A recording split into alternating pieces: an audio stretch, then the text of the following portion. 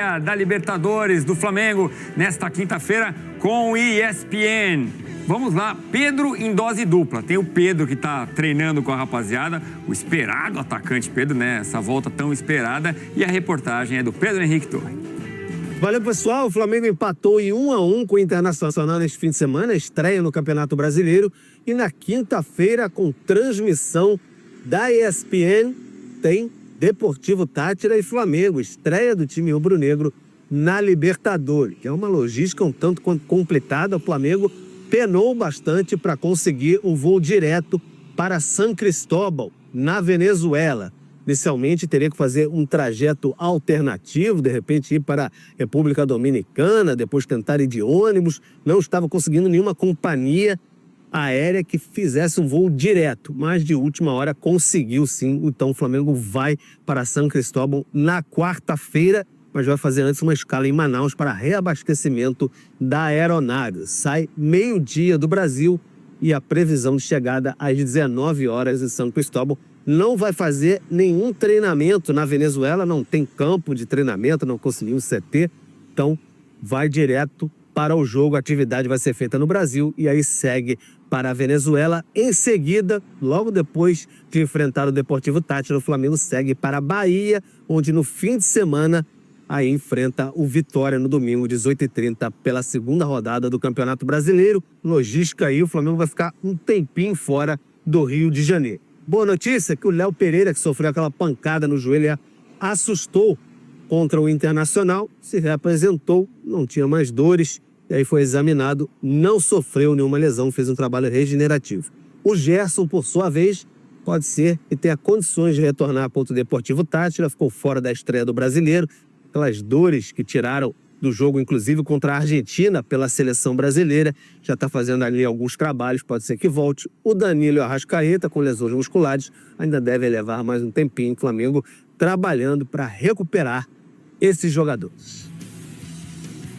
Muito bem, tá aí o Pedro comemorando. Muito bem, então ainda sem o Pedro, o Flamengo exclusivo, hein? ESPN e Disney Plus nesta quinta-feira jogando contra o Deportivo Táchira, jogo em São Cristóbal.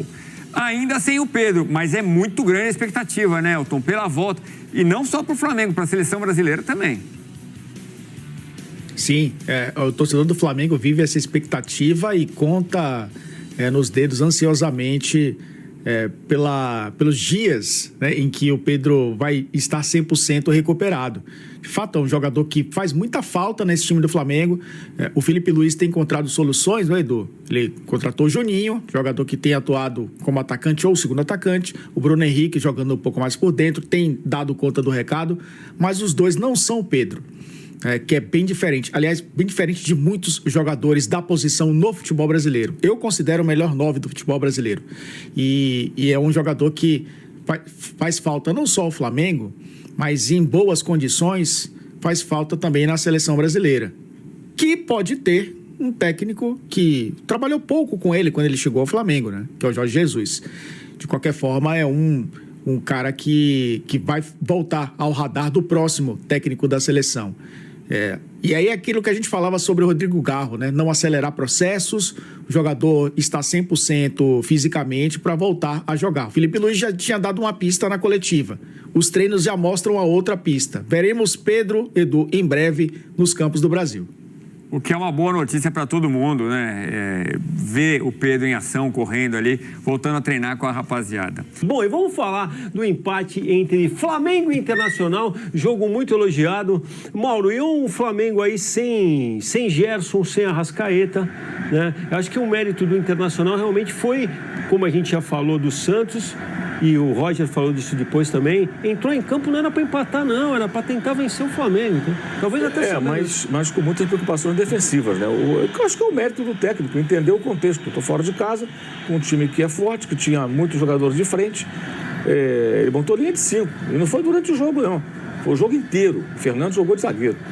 Ele montou linha de 5, se defendeu, fez um gol numa jogada muito bem trabalhada, que é uma jogada que lembra os gols que decidiram o título gaúcho para o Inter contra o Grêmio, na vitória fora de casa no primeiro jogo.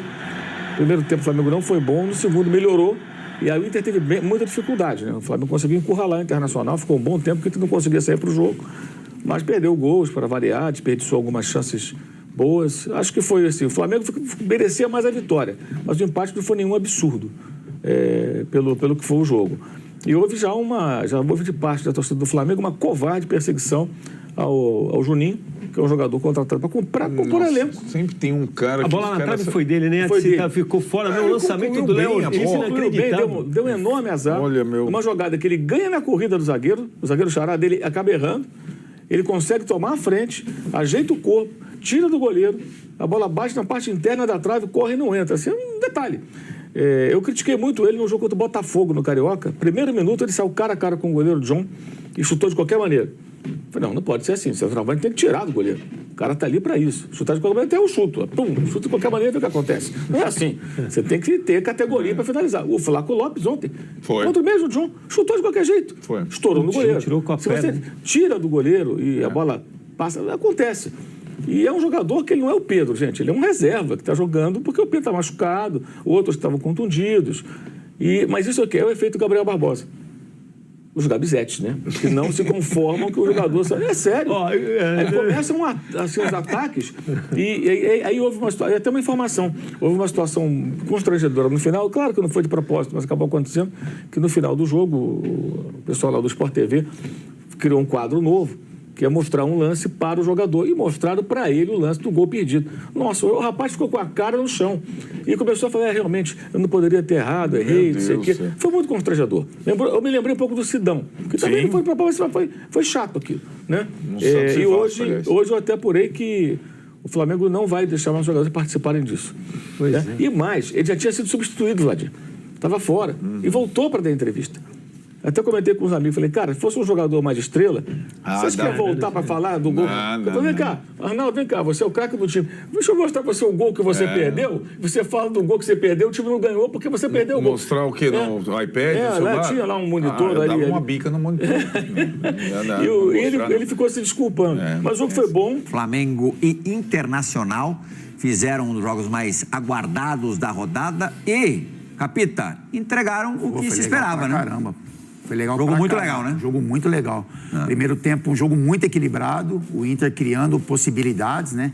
E assim, a gente acho que eu posso falar pela gente, né? A gente gosta muito dos treinadores, né? Das ideias do Felipe e do Roger, assim. Os times têm muita cara deles hoje, né? Você vê o Flamengo com a cara do Felipe, você vê o Inter com a cara do Roger. O primeiro tempo foi muito bom, o Roger criou muita dificuldade para o Flamengo.